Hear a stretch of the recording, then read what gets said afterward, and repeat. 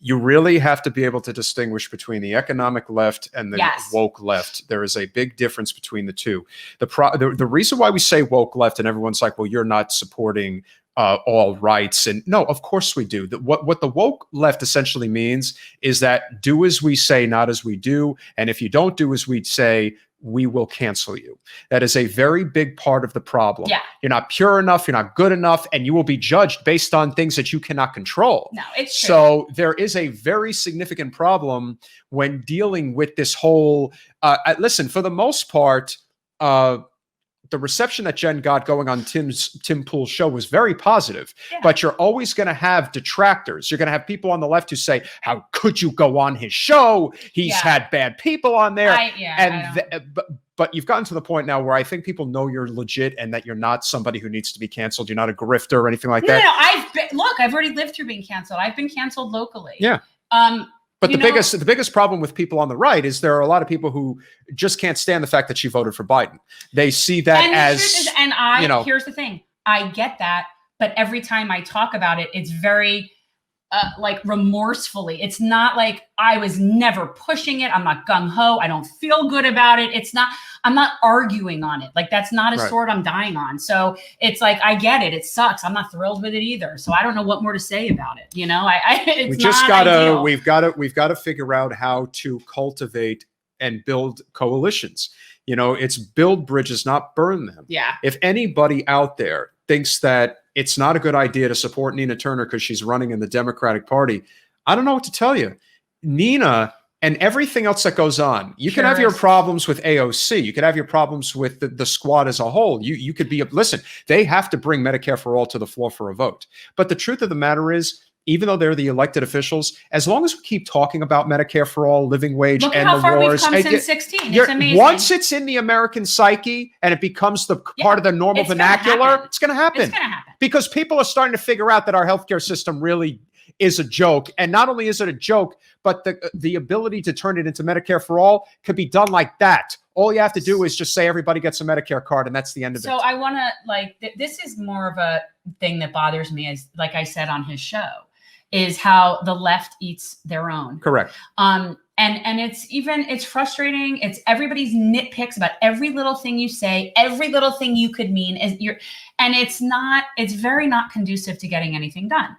So, you know, when people want to critique one thing and fixate on one thing, this is why we can't have nice things. So what I would like to do is to anybody who's watching that maybe found me from the Tim Pool show or generally are not lefties, welcome to what I'm going to call the sane left.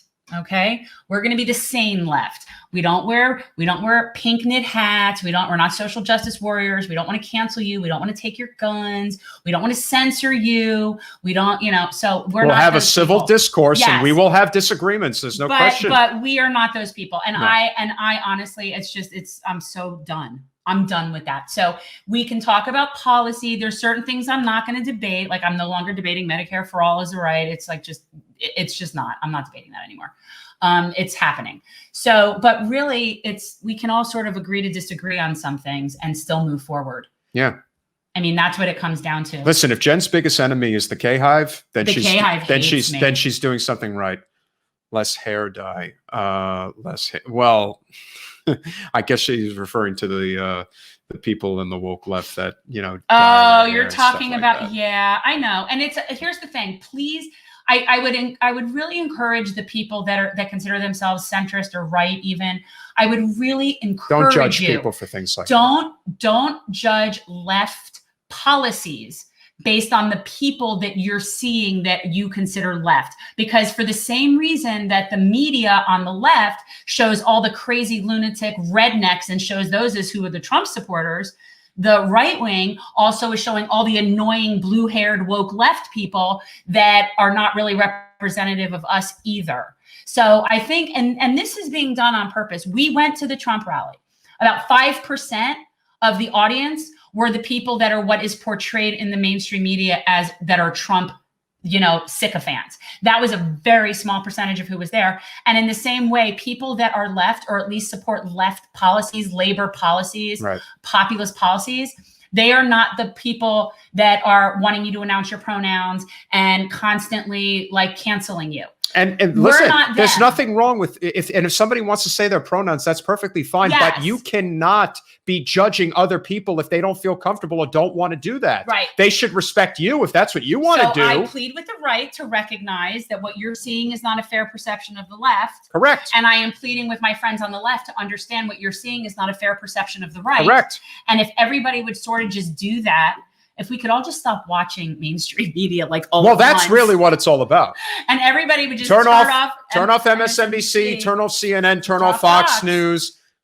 and then Put this on. Put on Secular Talk. Put on anybody you can think of. Gray Zone if you want real news. Yeah. Like there's real news, like if you want real news. And then if you want like, political banter, there's no shortage. Humanist Report, Rational National, Bo Tim the Pool, Fifth Column. Bo Fifth Column. There's a lot of different Jamal Charles. There's so many different Yes. people. Jordan Chariton, Status Status Quo. Quo. That's a real journalist.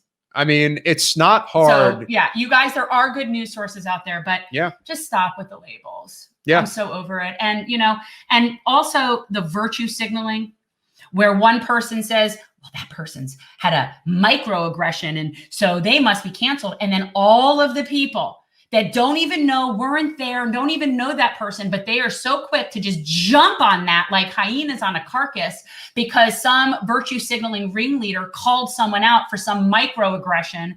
And this is not conducive to progress. And we have a whole bevy of these little petty hens in Broward that are just like that. They're career political climbers. Or they just can't get out of their own way. Well, right. But what they do, no, because when the person who called me out, that person knew damn well that this was making a mountain out of a molehill and that they were doing that. And then everyone else just jumped on board who wasn't even there. Sure. So and these people, they're followers. That's the other thing. They're followers by design. They're not organizing community garden. No, they're projects. spending They're their not time doing- canceling and hating. Yeah. They go around and find little microaggressions and then gossip about it and then hate on people. Point being, we have to focus on the issues and the issues only, because if we don't, we're never going to get anywhere. It's not going to happen because people will find a reason not to get along. They will find a reason. They will find a reason not to get to where we need to go. There are people dying by the thousands every day from this virus because we don't have universal health care. We don't have a universal basic income.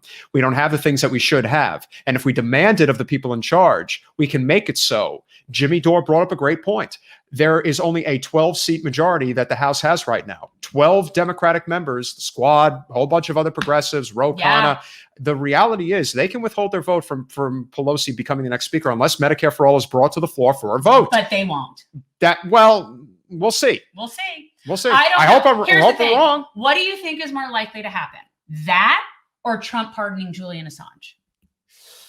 I want to know, like, because those two things to me are both kind of like, I'd like to see it happen, but I just don't think so. I would say, unfortunately, as much as I hate to say it, probably Trump, because Trump doesn't care. Right. So what we're acknowledging has no ideology. is that you and I both believe that there is a stronger likelihood of Trump pardoning Julian Assange than we do of the Democrats put that out there. taking a stand. I'm going to put that out there. I'm going to put that out there as a poll. I'm going to see what people say. Yeah. What is more likely to happen? Yeah. That's a great question. I think both of them are unlikely, but if you had to pick one, I do. I think Trump is more likely to pardon. Well, hopefully we can be proven wrong. Then I think the Squad. And by the way, where's the Progressive Caucus? There is people no ask about that. Well, no, there is a Progressive Caucus but it just with over 100 members in it. There is a Congressional Progressive Caucus Mark that Pocan, has over 100 members. Mark Pocan had the audacity to go on Tom Hartman's show and say that, I can't withhold my vote. I'm like, yeah, you can. Oh, my God. Don't want to. No, they're feckless and they're cowards. They are. And so, but I don't, to me, to pay to be on a list to say you are something that you aren't is just so gross. So to every single congressperson that has paid and is on the caucus, the Progressive Caucus, but yet you never support progressive policies, you're a hack and a sham. And it's like, shame on you. Well, so you could afford the $4,000 to get into the Progressive Caucus and you could just sit there so that you're in the Progressive Caucus. And it's like this fake looking opposition, but yet you don't vote for progressive policies. Because where are those 100 people? I see the same handful of people every single time. Where are the 100 people? I don't see this. So I want to know, you know what? I'm going to look that up. I am going to find the list. Actually, that's going to be my project for next week. I want to look up the list of all the members of the Progressive Caucus, and I think we should reach out to them. I think we should reach out to all the members of the Progressive Caucus that we don't realize are in the Progressive Or anybody Caucus. that apparently endorses Medicare for all. Apparently, there's quite a few. But listen, when push comes to shove, they will side with their corporate But donors if they take their money first. But what I don't understand why it's like, so they're really just flat out lying. Yes, Okay, see, they are. that's that. So Which we're is going to call why them you out on have to. this. Which is why you have to box them in. That's what they want. You Yeah. know, you got to No, box they them do in. want to get reelected. But so what we're going to do, and that's Yeah. fine. Look, I'm not saying that people need to be progressive. I'm not saying that. But if you're going to say you're in the Progressive Caucus and then you're going to not support progressive policies, then you need to be called out. It's For the not fact only that, that, you are. but you know, if you supporting Medicare for all is also fiscally conservative. It is. It eliminates a significant, ungodly amount. I mean, it I mean, eliminates you're medical just focusing waste. on Medicare for all. I'm talking in general. Well, in general, yes, but Where this is are an all these other progressive But this policies? is really the opportunity to put their backs to the wall and say, listen, is this about a career or do you really want to serve? You got to show your As hand. you guys know, generational change is all about transforming politics into service, which is what we're about. Sure. And part of that is going to be holding these people accountable. These are our employees. Right. People understand that. These are our employees. Dianne Feinstein isn't some person sitting on a pedestal. That's our employee. She makes a lot of money for a really long time at our expense, has very good benefits and healthcare, and will have a pension for whatever the rest of her life is. And yet this person can't see fit to support what we need to keep ourselves out of a climate crisis. Yeah. So this is what we're dealing with. And, you know, these people are definitely impeding progress. So I want to get a list. I'm going to get a list by next week. I will have a list of the members of the Progressive Caucus, because I'm very curious to see who that is. But yeah, and maybe you should have to earn that. Maybe the only way you should be able to qualify for the Progressive Caucus is if you voted X amount of ways for X amount of votes. Personally, I think the only way you should be able to be in the Progressive Caucus is if you refuse corporate special interest money. If you take it, you are not allowed in, and that's the rule. Yeah, That's the easiest way. it's just So. yeah.